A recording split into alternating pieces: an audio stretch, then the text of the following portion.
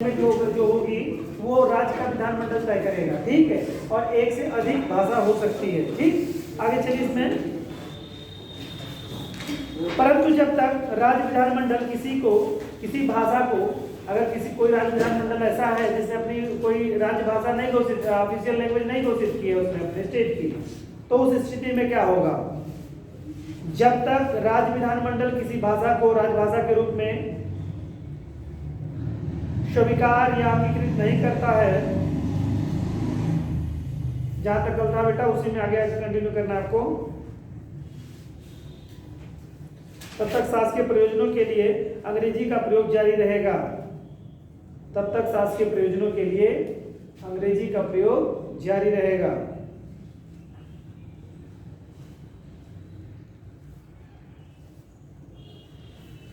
राज्य विधानमंडलों द्वारा सदनों में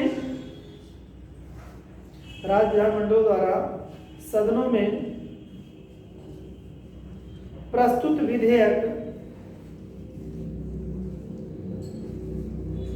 अथवा प्रस्तावित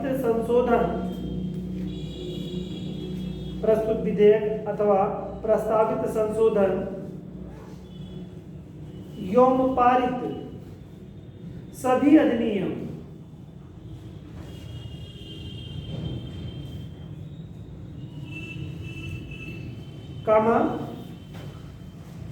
राष्ट्रपति अथवा राज्यपाल द्वारा जारी सभी अध्यादेश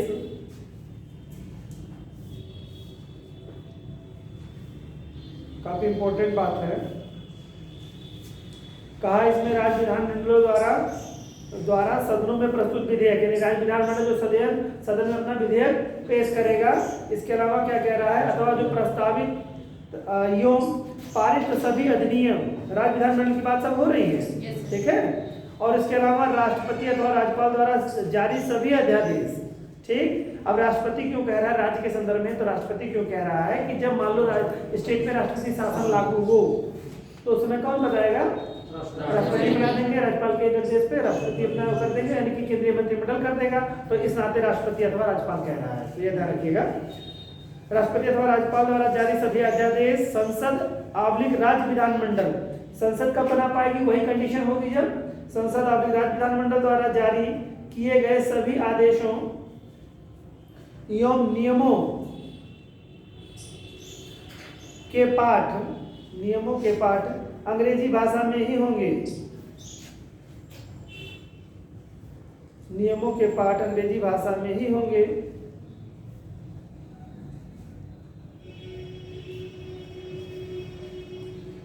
पैराग्राफ करके लिखिए,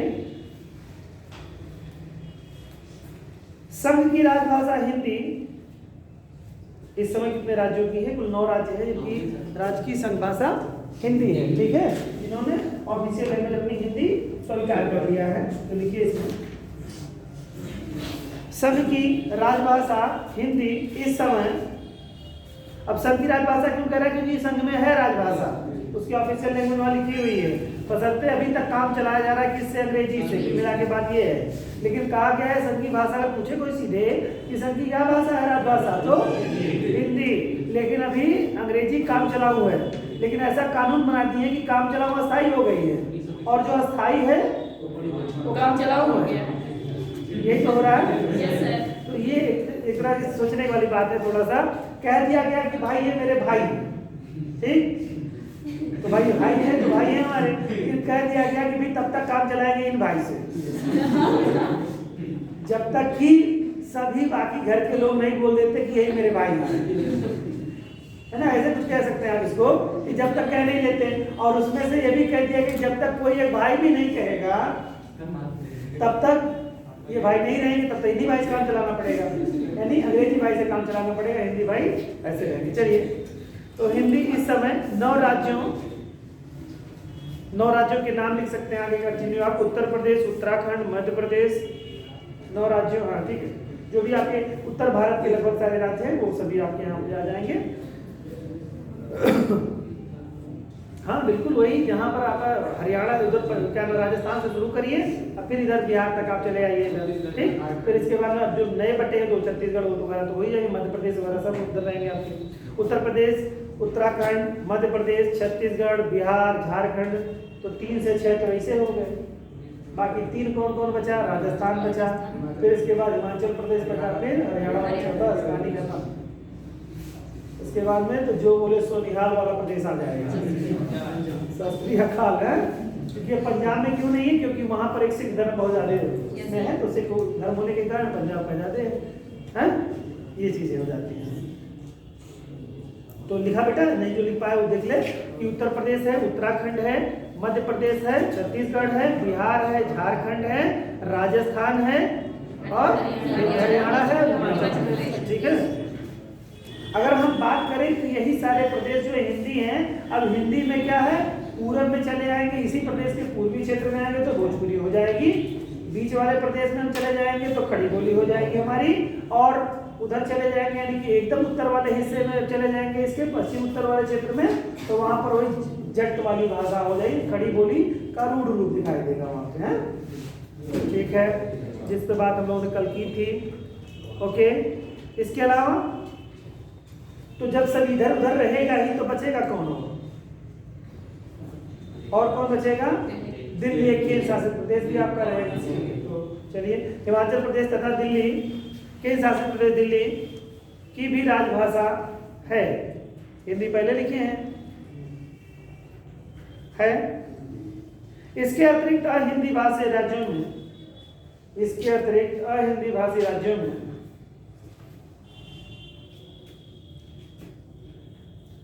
महाराष्ट्र, गुजरात, पंजाब, महाराष्ट्र, गुजरात व पंजाब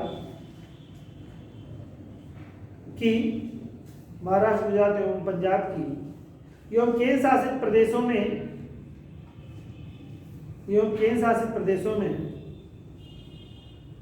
चंडीगढ़ व अंडमान निकोबार की, चंडीगढ़ व अंडमान निकोबार की सरकारों ने भी या राज्यों ने भी, तो ये आपको याद होने चाहिए दो, एक चंडीगढ़, एक अंडमान निकोबार, और एक दिल्ली में तो है ही। तो ये द्वितीय भाषा, ये जो बाकी आपके हैं ये द्वितीय भाषा करेंगे आपके, महाराष्ट्र, पंजाब और गुजरात, गुजरात, पंजाब और महाराष्ट्र, ये जो है इनकी द्वितीय लैंग्वेज क्या है? हिंदी है। इसके अलावा अंडमान निकोबार की भी द्वितीय लैंग्वेज क्या है? हिंदी है। यानी आप इन प्रदेशों में जाएंगे तो आप थोड़ा वो समझ सकते हैं कि उनकी भाषा को समझने आने वाले लोग आपको मिल ही जाएंगे। आपको खासतौर से द्वितीय भाषा जब कहीं एडॉप्ट की गई है तो इसमें बहुसंख्यक लोग हिंदी भाषी हैं, तभी वो इस रूप में एक तरह से समझिए कि एडॉप्ट ही किया गया है। बराबर, चलिए आगे चलते हैं। इसके अतिरिक्त हिंदी भाषी राज्यों महाराष्ट्र, गुजरात, पंजाब की तरह के शासित प्रदेश चंडीगढ़ और अंडमान निकोबार की सरकारों ने भी द्वितीय राजभाषा हिंदी को घोषित किया है, और पूरी हिंदी पहले लिखे थे तो कोई दिक्कत नहीं है, घोषित कर रखा है।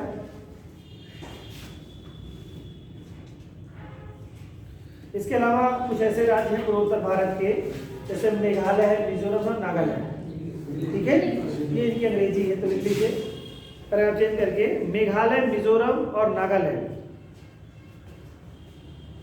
मेघालय, मिजोरम और नागालैंड। अब आप सोच लीजिए थोड़ा सा, जिनको हम बहुत पिछड़ा समझते हैं उनकी ऑफिशियल लैंग्वेज क्या है? जिनको हम पहाड़ी समझ सकते हैं या कह सकते हैं बहुत बैकवर्ड एरिया है, बहुत पिछड़ा एरिया है, वहाँ की ऑफिशियल लैंग्वेज अंग्रेजी है। आप ये नहीं कह सकते कि कोई, सोच लीजिए, बात की बात है। अब इच्छा शक्ति की रही होगी, वरना वहाँ पर इन क्षेत्रों में क्या होंगे? आदिवासी बहुल लोग होंगे। स्वाभाविक सी बात है, स्वाभाविक सी बात है कि जहाँ की प्राकृतिक संरचना ऐसी जटिल है तो वहाँ पर तो बहुत सारी चीजें हुई नहीं, और संयोग से वहाँ अंग्रेजों का भी बहुत ज्यादा विस्तार नहीं हो पाया था। जहाँ पर जाना मुश्किल होता है वहाँ पर आज वर्तमान समय में जो ट्रेंड बन गया वो पर्यटन का बनता है, जिससे वहाँ लोग पर्यटन करने जाते हैं। आप ही कहें कोई तालाब, पोखरा हो या पहाड़ी हो तो वहाँ पर्यटन में जाते हैं छुट्टी के दिनों में लोग, हैं। उसी तरह से ये पहाड़ी जटिल राज्य है, और लेकिन फिर भी वहाँ की लैंग्वेज जो है अंग्रेजी है। ठीक है, मेघालय, मिजोरम और नागालैंड की भाषा अंग्रेजी है। राज्यों के द्वारा भाषा का चुनाव किया जाना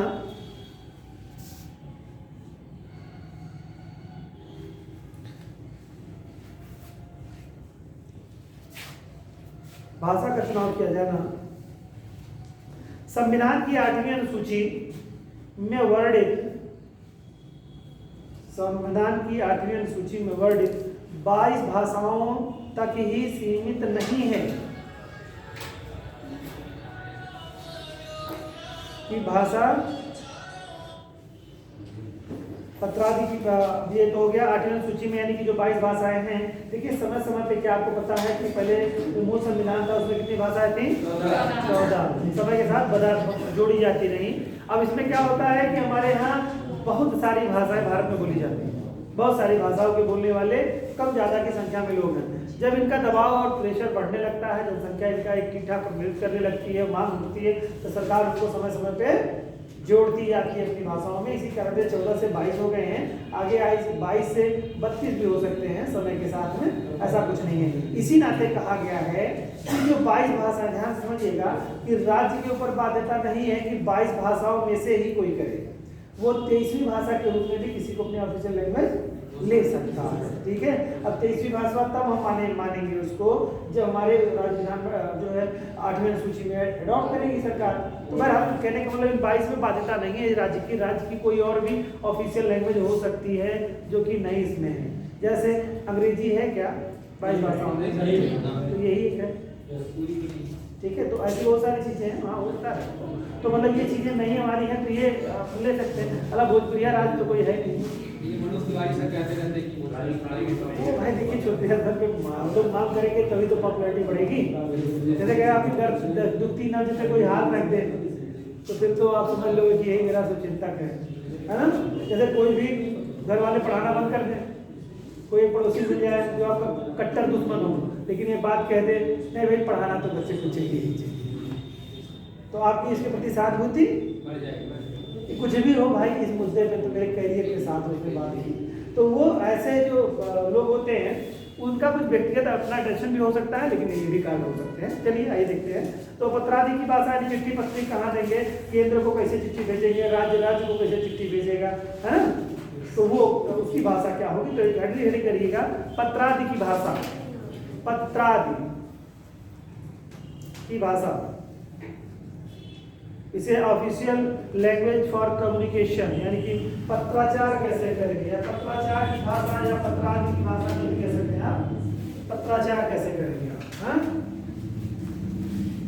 लिखिए, संघ और किसी राज्य के मध्य, अब पत्राचार कहाँ कहाँ होगा दोस्तों, केंद्र सरकार किसी राज्य को भेजेगी पत्र, या राज्य कोई केंद्र को भेजेगा, या एक राज्य दूसरे राज्य को भेजेगा, ठीक, तो या कुछ राज्य मिलकर के केंद्र को भेजेंगे।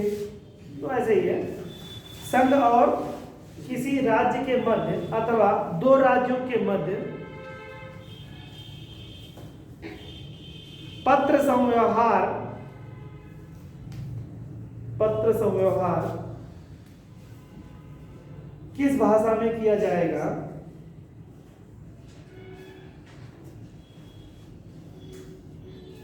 इसका उपबंध आर्टिकल 346 में किया गया है।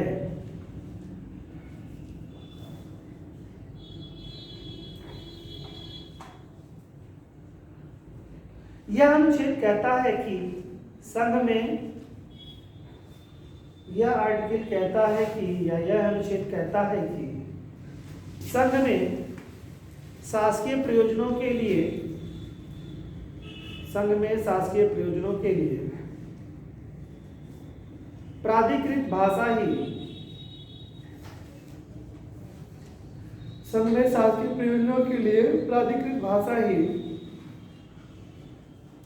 एक राज्य और दूसरे राज्य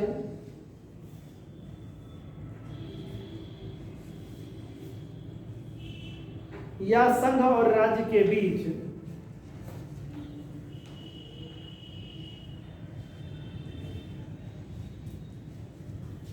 पत्र की भाषा होगी, पत्रादि की भाषा या पत्र की भाषा होगी। दो या अधिक राज्य आपस में करार कर, दो या अधिक राज्य आपस में करार कर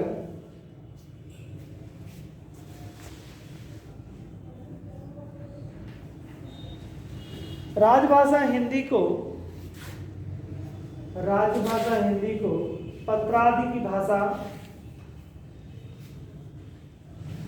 दो राज्य आपस में समझौता कर लेंगे कि हम लोग आगे जो भी अपने कागज पत्र आदान प्रदान करेंगे, जो पत्र व्यवहार करेंगे, उसमें हम लोग ऑफिशियल लैंग्वेज हिंदी अडॉप्ट करेंगे। तो ऐसा भी हो सकता है, यही बात कही गई है। करार कर राजभाषा हिंदी को पत्रादि की भाषा स्वीकार कर सकते हैं।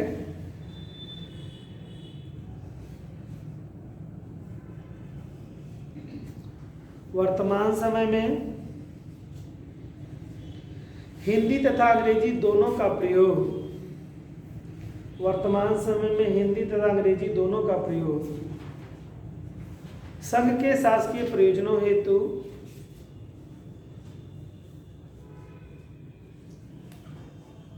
दोनों का प्रयोग संघ के शासकीय प्रयोजनों हेतु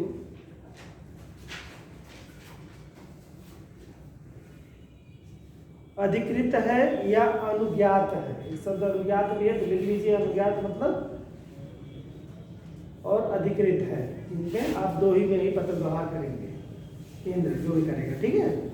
अब बात कर लेते हैं राजभाषा के लिए राष्ट्रपति का क्या निर्देश है, क्या निर्देश राष्ट्रपति के हैं। ये आर्टिकल आपका अगला है 345, 346, 347। 345 क्या कहा है भाई, राज्यों की भाषा चुनने के लिए कह रहा है 345। 346 क्या कह रहा है, पत्राचार की भाषा के बारे में कह रहा है। और 346 राष्ट्रपति का क्या निर्देश है राजभाषा के लिए, वो कह रहा है। चलिए और हेडिंग कर लीजिए, राजभाषा के लिए राष्ट्रपति द्वारा निर्देश या निदेश लिखा रहेगा, निर्देश या निदेश। इसमें है आर्टिकल 347 में क्या कहता है, लिख लीजिएगा आर्टिकल 347। राष्ट्रपति को राजभाषा के बारे में, राष्ट्रपति को राजभाषा के बारे में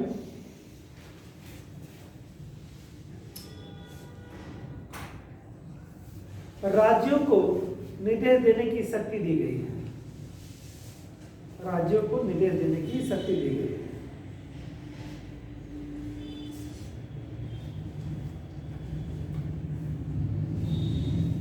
इस अनुच्छेद के तहत यदि राष्ट्रपति को यह समाधान हो जाए, समाधान का मतलब क्या होता है, राष्ट्रपति को समाधान हो जाए, इसका मतलब समाधान तो मालूम हो जाए, हाँ पता चल जाए, ठीक है। एक तरह से कहीं विश्वास हो जाए, समाधान होना सेंस यहाँ पर विश्वास हो जाए। और विश्वास तभी होगा जब कुछ इस तरह से सदन में कार्रवाई या इस तरह का जो लोगों का द्वारा होगा। तो यहाँ पर समाधान शब्द बार बार कई जगह पर यूज होता है। तो समाधान मतलब उनको निश्चित, जैसे आप किसी चीज़ पर आश्वस्त हो जाएं, तो राष्ट्रपति महोदय भी किसी चीज़ पे निश्चित हो जाए, तो निश्चित तभी होंगे जब सदन से मतलब सदन से कोई चीज़ पारित होकर के आएगी या सदन के लोग जब कहेंगे राज्य विधानमंडल के, तभी तो वो आश्वस्त होंगे। ऐसे कैसे आश्वस्त होंगे, राष्ट्रपति या मान लो हम ही हैं, अब आपको समाधान कैसे होगा, जब तक कहेंगे नहीं आप तो समाधान कैसे होगा। तो निश्चितता यही तभी हो पाएगी जब समाधान होगा सदन से, ठीक है। तो ये शब्द एक थोड़ा ध्यान रखिएगा, समाधान हो जाए या निश्चित हो जाए या सिद्ध हो जाए कि किसी राज्य की जनसंख्या का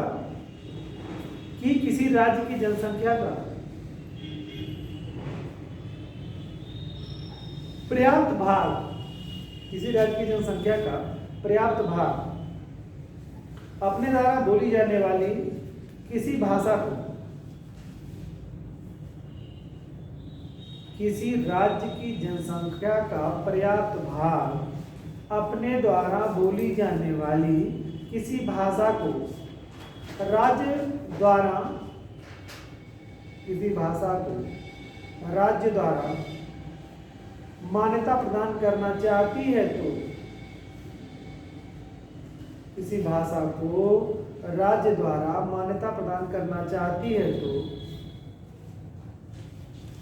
वह निर्देश दे सकता है, तो वह निर्देश दे सकता है कि उसको, कि उस भाषा को निर्देश दे सकता है कि उस भाषा को भी, तो वह निर्देश दे सकता है कि उस भाषा को भी उस राज्य में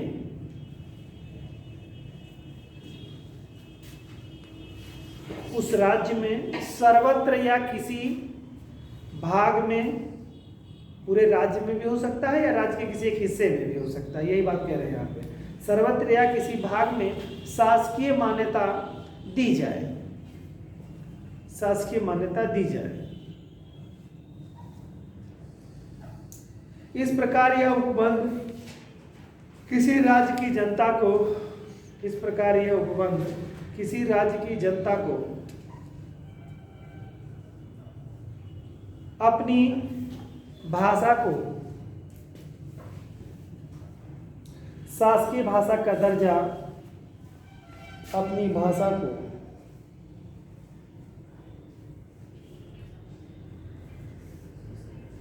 भाषा को शासकीय भाषा का दर्जा दिलाने का अधिकार प्रदान करता है। अब ये आर्टिकल किस लिए हुआ, आपको क्या समझ में आया?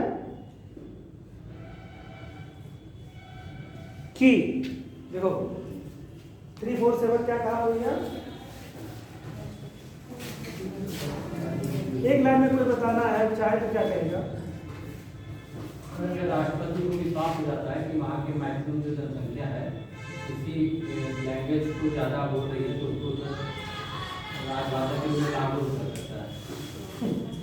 मोबाइल सप्लाई कर दीजिए, नहीं तो सब खुश हो जाएंगे। किसी का कोई भजन बजता है, किसी का कोई कभी धार्मिक दृष्टिकोण आता है, कभी रिमिक्स का दौर आता है, तो मन विचलित हो जाता है। फिर से आपने इंस्ट्रूमेंट को साइलेंट प्रदान कर दें, ठीक है? ये जब क्लास ओवर हो तो सब लोग एक दूसरे को फोन करिए क्लास निकलने के बाद, जिसे सब लोग सुन ले और हंसते हंसते अपने अपने घर को पहुंच जाए, ठीक है? 347 देखिए, और कोई भी बताएगा? ठीक है, आपने सही कहा, लेकिन और सामान्य भाषा में कह दीजिए कोई लोग। राष्ट्रपति को तो विश्वास हो जाए। राष्ट्रपति का पड़ी है यार, राष्ट्रपति को कोई फीलिंग ही नहीं आता। पापा को फीलिंग कब आती है? जब बच्चे कुछ कि अपने आप फीलिंग आ जाएगी बेटे को ये कुछ होना चाहिए। ये राष्ट्रपति रात भर सोए, उसके बाद कहे नहीं लोगों को बड़ा पसंद आता है। जरा समझिएगा, मैं किसी पे और नहीं कह रहा हूँ, आपको कॉन्सेप्ट समझने की जरूरत है कि उनको भी फीलिंग आएगी। ऐसे क्या है, उठे उनको लगा कि नहीं ये लोग चाहते हैं उर्दू में बोलना। 4 दिन आप भोजपुरी बोल दीजिए तो पता चला हमारे मन में आ जाएगी भोजपुरी में आप करेंगे। क्या है इसका कॉन्सेप्ट, क्या है? कोई और बताए? गलत नहीं है, बोलिए। मैं आपका एक ब्रेन ओपन करने की कोशिश कर रहा हूँ कि थोड़ा आप समझ जाए बात को। कोई और बताएगा?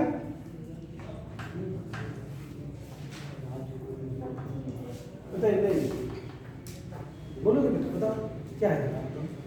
सर यही है कि राष्ट्रपति मतलब निर्देश दे सकता है कोई राष्ट्रपति। देखो मैंने अभी आप लोगों को रोक दिया कि ये बात तो कतई मत कहो, उसके अलावा कुछ कह सकते हो तो राज्यपाल कहेंगे।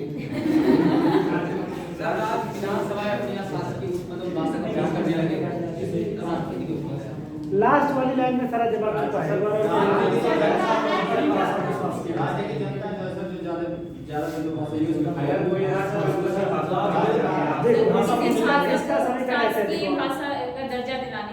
हाँ, जैसे एक मान उठने लगे और मान उठेगी तो पार्लियामेंट तक जाएगी। बात समझिए जरा।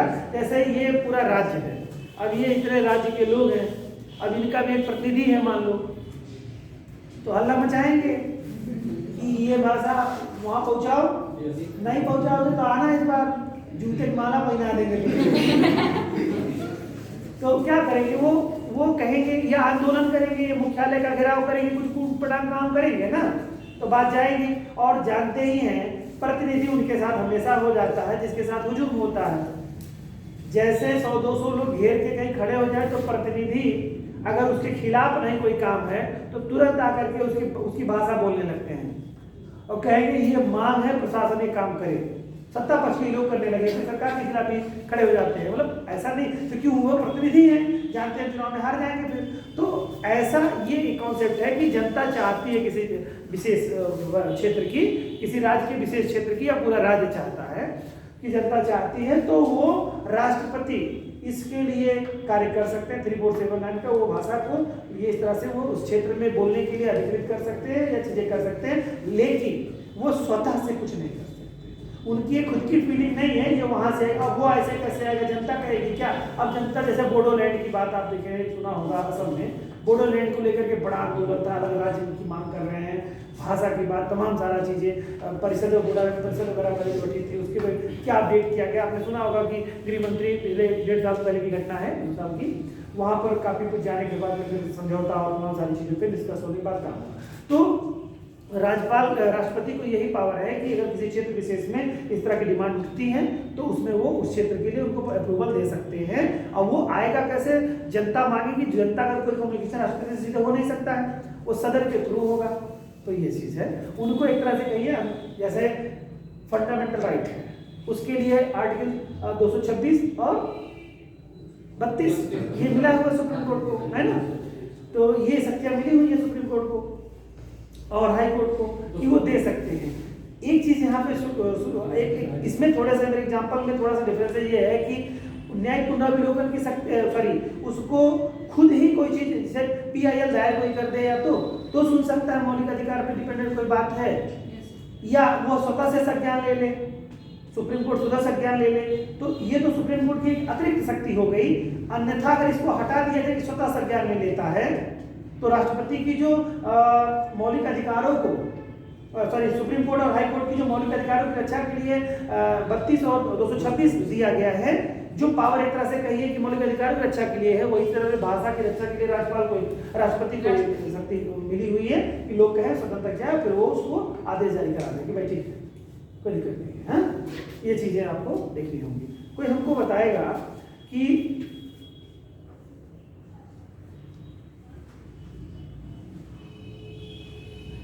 मौलिक अधिकारों की रक्षा के लिए अनुच्छेद 226 हाई कोर्ट को 5 तरह की रीट जारी करने की शक्ति देता है, सुप्रीम कोर्ट को भी देता है। 32 अनुच्छेद 32 रीट जारी कर सकता है, 5 तरह की रीट जारी कर सकता है।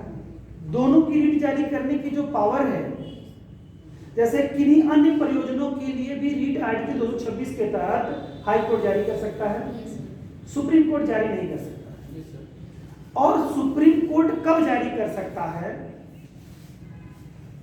क्या सुप्रीम कोर्ट को भी ये पावर दी जा सकती है या दी गई है? दी तो नहीं गई है, दी गई होती तो लिख दिया गया होता। क्या दी जा सकती है?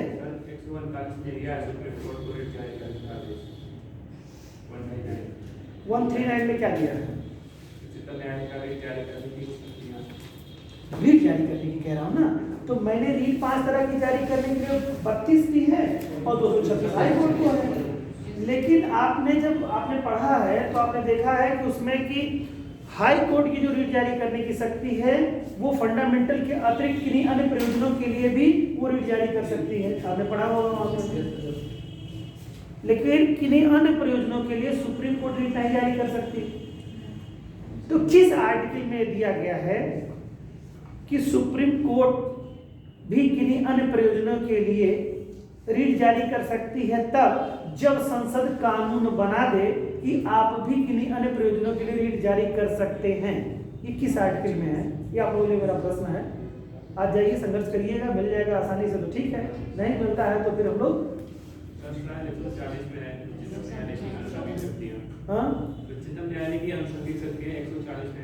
नहीं, आप इसी आर्टिकल में यही लगातार जहां पर आप हैं वहीं पर ही आसपास ही आपको मिल जाएगा। थोड़ा पढ़ लीजिएगा, इससे थोड़ा सा दिमाग आपका ओपन होगा।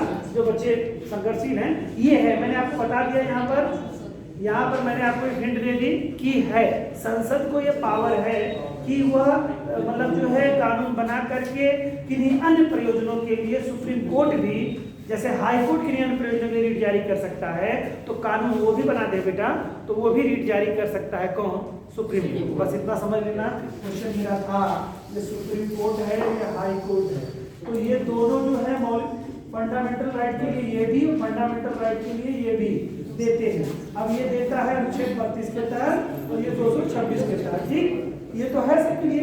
इसके पास एक और है किन्हीं अन्य प्रयोजनों के लिए, किन्हीं अन्य प्रयोजनों के लिए भी ये जारी कर सकता है रीट, लेकिन ये नहीं जारी कर सकता। तो किस आर्टिकल में दिया गया है कि संसद कानून द्वारा ये भी बना सकती है कि ये भी जारी कर सकता है, कोई दिक्कत नहीं है। क्वेश्चन ऐसे ही कहीं कहीं आएंगे तो मैं जवाब इसको दे दूंगा आपको, कल मिल जाएगा आपको जवाब, या आप लोग चैनल पे आएंगे तो वहाँ पर कोई चीज़ होगी तो किसी क्वेश्चन में जो भी होगा तो मैं उसको दे दूंगा, नहीं तो कल मिल जाएगा। इससे क्या होगा, आप लोग पढ़ लेंगे, आपको आर्टिकल याद हो जाएगा। जो आर्टिकल बताया उसी से सटा हुआ आर्टिकल है, आपको जवाब मिल जाएगा उसी आर्टिकल में।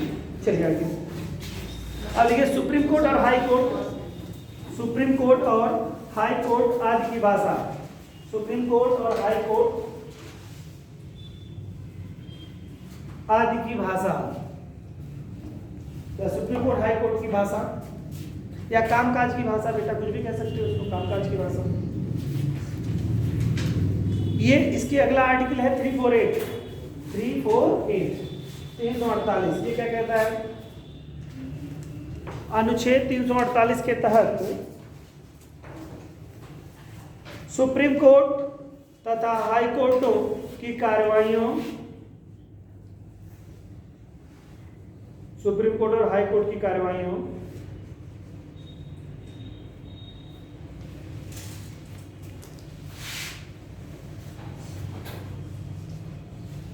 तथा संसद व राज्य विधानमंडलों के, संसद व राज्य विधानमंडलों के सदनों में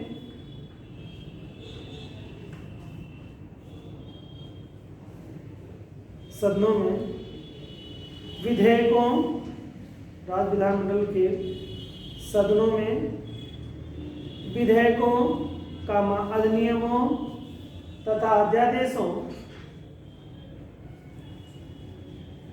आदि के लिए प्रयोग की जाने वाली भाषा, प्रयोग की जाने वाली भाषा संबंधी प्रावधान दिए गए हैं।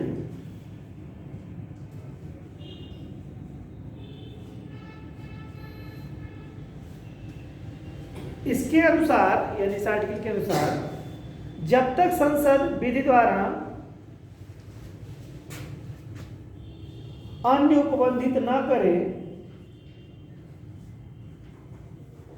तब तक, जब तक संसद विधि द्वारा अन्य उपबंधित न करे तब तक, डैश करके लिखिएगा, तब तक सुप्रीम कोर्ट व हाई कोर्टों, सुप्रीम कोर्ट तथा हाई कोर्टों की सभी कार्रवाइयाँ, सुप्रीम कोर्ट तथा हाई कोर्टों की सभी कार्रवाइयाँ अंग्रेजी भाषा में होंगी। अब देखिए, सरकार का आगे का रुझान हिंदी को लेकर के बहुत तेज होने वाला है। चुनाव से के दरमियान बात यहाँ छिड़ी है, तो अगला एजेंडा ये भी मैनिफेस्टो वगैरह जो जारी होगा वो संभवतः इसको भी एक उस पर रखा जाए कि न्यायालयों की भाषा जो है वो हिंदी में हो। देखिए, उससे कोई बहुत ज़्यादा फर्क नहीं पड़ता है, चाहे हिंदी में हो न्यायपालिका की भाषा या अंग्रेजी में हो, क्योंकि उसको लड़ता कौन है, एडवोकेट लड़ते हैं। तो उनको अपना अनुभव है, क्योंकि पब्लिक तो लड़ती नहीं है कि इसको बहुत ज़्यादा फायदा हो जाएगा वहाँ पर, तो लेकिन एक विषय हो सकता है इसमें। आम जनता तो सब नहीं हो सकती ना, कुछ लिख दे ऐसे भी न्यायपालिक हिंदी भाषा पढ़ पाएंगे आप, कभी किसी जजमेंट देखें, ठीक है आपका कहना, समझ ही नहीं पाएंगे, कठिन भाषा होती है। जैसे 3 अदद पेन मिली, 3 अदद पेन, अदद, अब जैसे आप भाव से समझ जा रहे हैं थोड़ा सा, 3 अदद, हम ये शब्द यूज करें, 3 अदद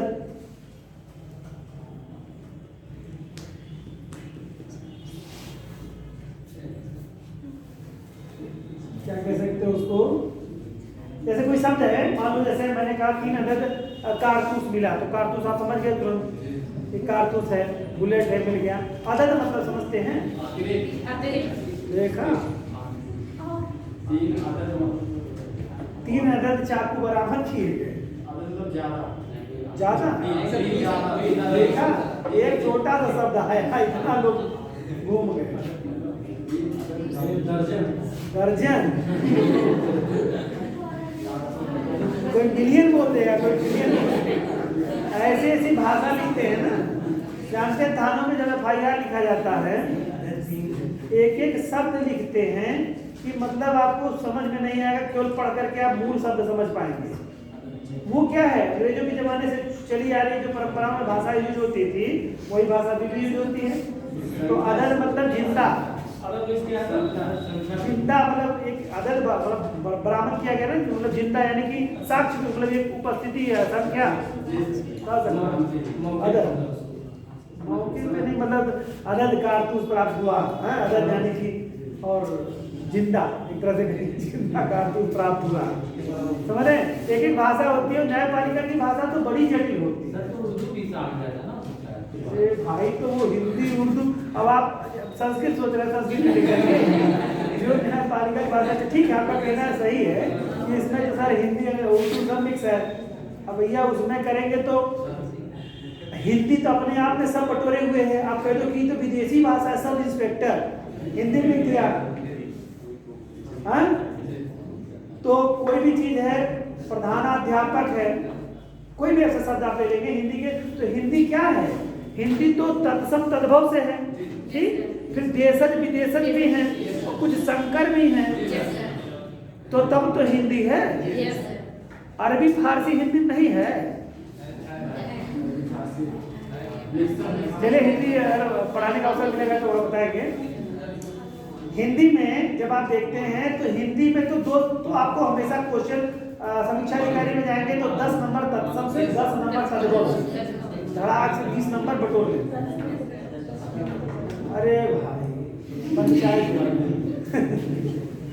कुछ दिनों का और साथ है सुन लो। तो ये कह रहा है कि मैं क्या कह रहा हूँ, तत्सम तद्भव की बात कर रहा था। जैसे आप लोगों को देख देख के मेरी भी आदत हो गई है, जब आप लोग निकल लेते हैं तो मैं भी कह के निकल लेता हूँ। तो तत्सम तद्भव में है क्या, संस्कृत जो है ना वो मम्मी है। अब मम्मी के बाद का सब जनरेशन जान लो क्या, बाबा परदादा को बोल दो, है ना। उसके बाद जो संस्कृत है, संस्कृत से सब भाषा निकली हुई है।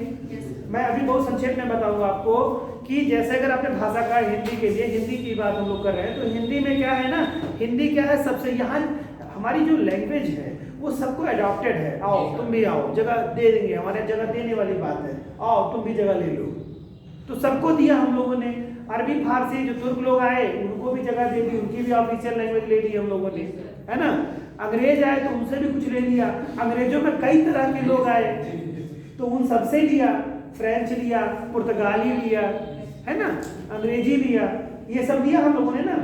तो देशज ले ली, कुछ ऐसे अपने घर से बना लिया, खटाखट फटाफट धड़ाधड़ धड़ाधड़ है ना, लोटा बोटा, खटोला खटोला, इस तरह की जो भाषा है हमने अपने हमने कुछ भी पैदा किया। अब कुछ क्या किया, दो को मिला के तीसरा बना दिया, जैसे इंग्लिश। अब उसमें ना तो वो इंग्लिश है ना वो हिंदी है, एक पता नहीं कौन सी भाषा है। जैसे इंग्लिश को आप जब मैसेज लिखते हैं मैं आ रहा हूँ, तो हिंदी में लिखे तो समझ में आए, अंग्रेजी में लिखते हैं आप मैं आ रहा हूँ, लेकिन वो रहता है इंग्लिश वाले सारे वर्ड, ये कौन सी भाषा है। तो अब जैसे हम लोग नया नया कुछ करते रहते हैं। भारत जो है या इसकी जो लैंग्वेज है ये बिल्कुल अडॉप्टेड है। आओ तुमको भी कॉपी पेस्ट करके रख लेंगे, कोई दिक्कत नहीं, दरबार यहाँ बहुत बड़ा है। तो इसमें क्या हुआ कि सारी भाषाओं को लिया गया, है ना, और फिर मिला के बना गया। तो जैसे भी आपने शब्द कहा, एक अदद बात कही, अगर कहीं का हो लेकिन है हिंदी, पर्टिकुलर शब्द को पूछा जाएगा ये है क्या, तो लिखा तो जाएगा ना हमारी जब ऑफिशियल लैंग्वेज होगी, क्योंकि हम जब पढ़ेंगे तो उसमें ही देखेंगे, और संस्कृत से निकलता है ना। और देखो संस्कृत में वेदों की रचना संस्कृत में हुई, सबसे पहले वही था। वेद जब आगे बढ़ा तो उसके बाद जब बौद्ध धर्म आया, जैन धर्म आया, तो प्रकृत भाषा का प्रयोग किया गया, फिर पाली भाषा का प्रयोग किया गया, ठीक है। इस नाते किया गया कि हम वही भाषा पर रहेंगे तो उसकी आलोचना कैसे करेंगे, उससे निकल करके कुछ करेंगे तो टीका टिप्पणी हो जाएगा। जो जनमानस की वजह, संस्कृत क्या है, ये लिमिटेड की भाषा थी, उसके बाद प्रकृति जो भाषा थी वो जनमानस की भाषा थी, ठीक है। फिर इसके बाद आगे चलता गया तो उसमें विकृतियां आने लगी, अवहट्ट हो गया, अपभ्रंश हुआ, फिर इसके बाद में पुरानी हिंदी, फिर इसके बाद में आपका फिर मध्यकालीन में आधुनिक हिंदी, फिर ये तमाम सारी चीजें ये इस तरह से आपकी बढ़ती चली गई। ठीक है, अपभ्रंश हुआ। अपभ्रंशों के बारे में आप लोग पढ़ते ही कितने प्रकार के सौर सैन्य अपभ्रंश है और तमाम सारी जो अपभ्रंश है ना। तो अपभ्रंशों की रचना होगी तो हिंदी तो बिल्कुल ऐसे ही चली आ रही है। और इसमें सबसे ज्यादा इंपॉर्टेंट क्या है, एक तो होता है कि जो बनाई गई भाषा हो और एक जो नेचुरल भाषा हो। जैसे संस्कृत में जो शब्द रहे हैं एज इट इज हिंदी में प्रयोग होते हैं, वो कौन से होते हैं, समान होते हैं। संस्कृत के इस नाते सम कहा जाता है, तत्सम, उसके जैसा। और तद्भव, जिसका हुआ हो उसी से उद्भव, तद्भव।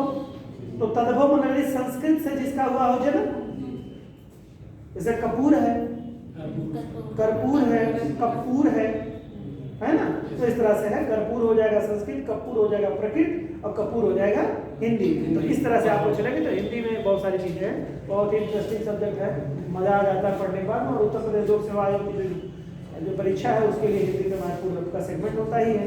उसके बाद में जब पत्र लिखेंगे तो पत्रों की समीक्षा अधिकारी में बहुत सारी चीजें पूछता ही रहता है ना। आप लोग सब कर लेंगे। चलिए, तो एक तो बात हो गई कि जो दोनों सदनों की कार्रवाई होगी किसमें होगी, लोकसभा और राज्यसभा की, लोकसभा की सुप्रीम कोर्ट और हाई कोर्ट की अंग्रेजी में होगी। जब तक कि क्या संसद कानून ना बना दे।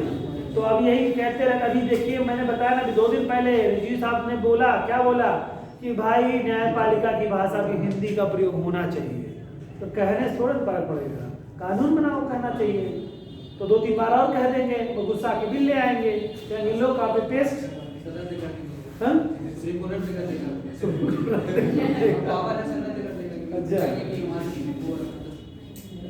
बेसिक स्ट्रक्चर का नहीं लैंग्वेज को कैसे बेसिक स्ट्रक्चर कर देगा यार।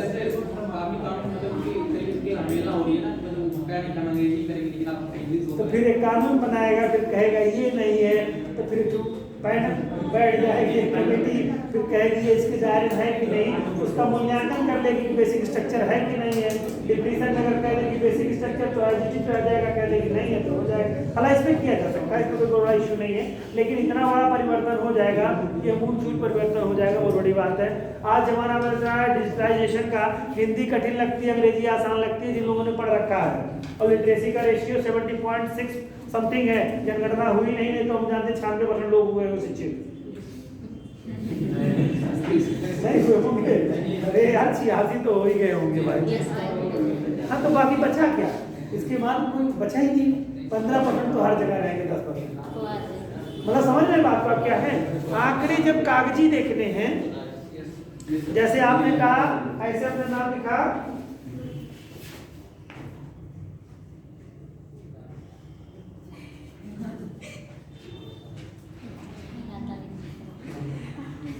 चलो हो गया। बैंक से आप पैसा निकाल लीजिए, आप राका हैं। आपने कहा कर दिया, जान लिया, गिनती गिन लिया कितने की नोट है, लिखा हुआ उस पर ऐसे ऐसे। बताओ क्या की नोट है ये, 100 रुपये। अक्षर ज्ञान है इसको, साक्षर है। चलो समझ गए बात को। जिसको लिखना पढ़ना आ गया, राष्ट्रीय मुद्रा पहचान गया, उसको और बाकी पहचानने की क्या जरूरत है? पहले प्रौढ़ विद्यालय 96 के दौर में जब चलते थे, प्रौढ़ विद्यालय होता था, लोगों को नोट गिनना सिखाया जाता था। अभी भी बहुत सारी चीजें ऐसी बनी हुई हैं। शिक्षा का स्तर यह है कि बेरोजगारी क्यों बढ़ती चली जा रही है, क्योंकि टेक्निकल कोर्सेज उस रूप में और शिक्षा का बहुत ज्यादा स्तर नहीं अच्छा रहा है। तो वो धीरे धीरे सरकार इस पर काम कर रही है। आने वाले 20-25 सालों में शिक्षित सब हो जाएंगे। यानी कि मान लीजिए 2050 तक जब विश्व की सबसे बड़ी जनसंख्या बनेगी तो सबसे ज्यादा शिक्षित जनसंख्या जो ये इसका विश्वास रखिए। देखिए पॉजिटिव भारत सकारात्मक देश है ना, ठीक है। इसके लिए चाहे 18 में मारना पड़ेगा छक्का के बाद, वो भी मारेंगे, लेकिन ये करेंगे हम, अगर कोई खेल बनेगा, है ना। चलिए आगे। तो ये बात हो गई। दूसरा पॉइंट लिखिए दोस्तों, संसद राज्य विधानमंडलों में प्रस्तुत विधेयकों, दूसरे का, संसद और राज्य विधानमंडलों में प्रस्तुत विधेयकों या प्रस्तावित संशोधनों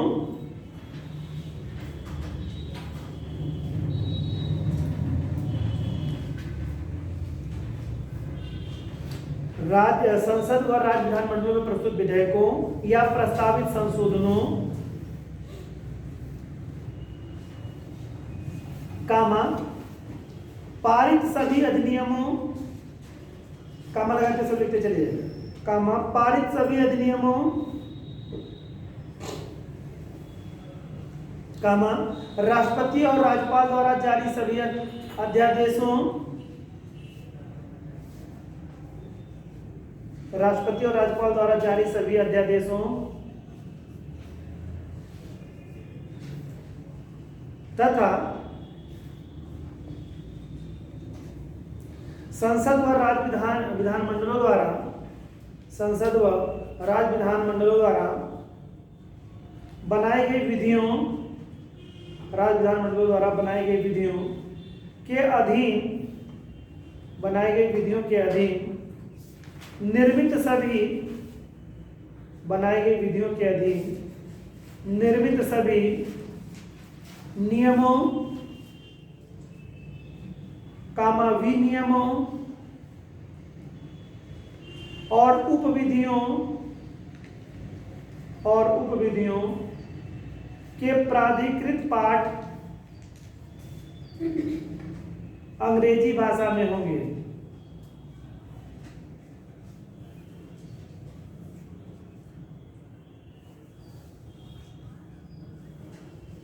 ठीक है, तो ये बात मैं बता दी गई। यह भी तभी परिवर्तित होगा कब, कि जब संसद कोई कानून बना देगी तब। ठीक है, तो ये चीजें 3 इंपॉर्टेंट इसकी। और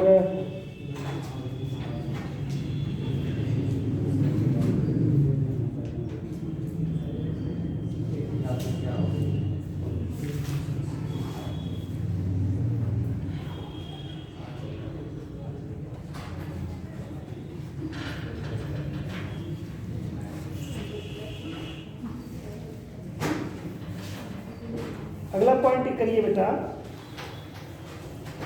विशेष निर्देश।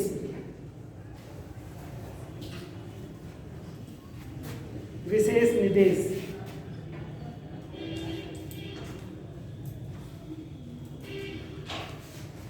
इसमें क्या है? आर्टिकल 350 लिखिए, अनुच्छेद 350।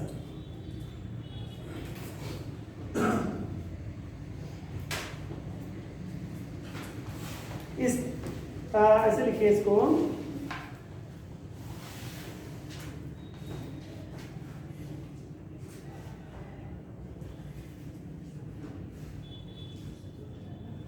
इसके अनुसार प्रत्येक व्यक्ति, अब व्यक्ति चाहे नागरिक हो चाहे नागरिक ना हो, तो ब्रैकेट में लिखो नागरिक ऑब्लिक अनागरिक।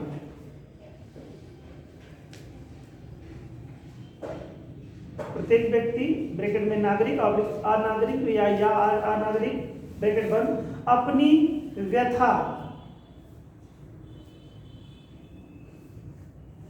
के निवारण के लिए, अपनी व्यथा के निवारण के लिए, फटाफट करिए मैम आ चुकी हैं, व्यथा के निवारण के लिए संघ या राज्य के किसी अधिकारी, संघ या किसी राज्य के अधिकारी, संघ या राज्य के किसी अधिकारी या प्राधिकारी को संघ या राज्य में प्रयोग होने वाली, संघ या राज्य में प्रयोग होने वाली किसी भी भाषा में, प्रयोग होने वाली किसी भी भाषा में आवेदन दे सकता है, किसी भी भाषा में आवेदन दे सकता है।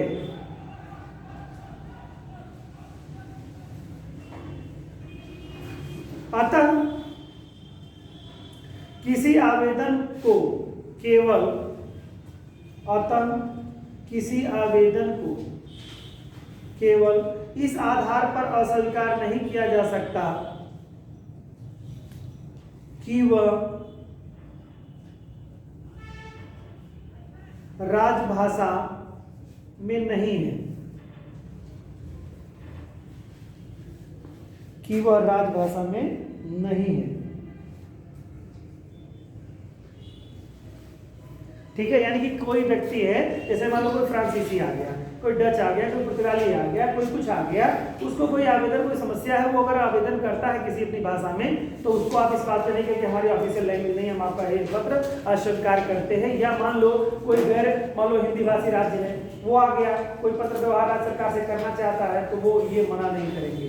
ठीक है, सुप्रीम कोर्ट हाई कोर्ट तो मना कर सकता है।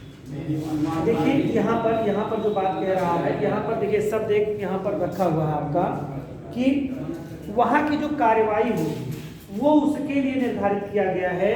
और यहाँ पर कहा देखिए निवारण है ना, व्यथा के निवारण के लिए, तो व्यथा आपका सुप्रीम कोर्ट हाई कोर्ट सब जगह जाएगा, कहीं कोई दिक्कत। जैसे अभी 1980 के बीच की बात है, इसने पीआईएल दाखिल किया था हिंदी भाषा में, सुप्रीम कोर्ट ने इस अदालत को खारिज कर दिया कि आपने हिंदी में दाखिल किया है। देखिए अब इसमें क्यों होता है, जरा आप समझिएगा उसको, क्यों कर सकता है, क्योंकि उसमें कह दिया गया है ना कि जब तक सांसद कहेगी नहीं, तो एक शक्ति उनको भी दे दी गई है, एक शक्ति इनको भी दे दी गई है। भाई आपको भी एक शक्ति दे दी गई, न्यायपालिका को भी शक्ति दे दी गई है। न्यायपालिका की शक्ति यह है कि जब तक ये भाषा उनकी अंग्रेजी में होती है तो कहेंगे, बात समझ रहे हैं। तो ये राइट इनका भी है, राइट उनका भी है। और व्यथा निवारण के लिए मूल रूप से, जैसे मान लो कोई FIR दर्ज कराना चाहता है, कोई DM साहब को कोई किसी तरह से कम्युनिकेशन करना चाह रहा है, या न्यायालय में ही जा रहा है, तो जनरली उसको ये ले लेना चाहिए। अब वो नहीं लेते हैं तो उनका अपना है, वो कह सकते हैं, उनके पास पावर है, चूंकि उनको बाध्य नहीं किया गया है। जैसे कहने के लिए कुछ जगहों पर अभी आपने देखा कि राष्ट्रपति सलाह देगा, मांगेगा तो न्यायपालिका देगी, तो फिर कहीं कहीं कह रहा है कि न्यायपालिका लेकिन बाध्य नहीं है, और कहीं कहीं कह दिया गया नहीं इस मामले में न्यायपालिका बाध्य है। समझ रहे बात को, तो बात समझ रहे बात को, ये चीजें हैं जैसे, तो उसमें दोनों बातें कह दी गई ना, तो ये बातें इसमें है। इसी तरह का कंडीशन यहाँ पर भी इसका बन रहा है आपका। ठीक है, तो बस इतना ही दोस्तों आज। Thank you.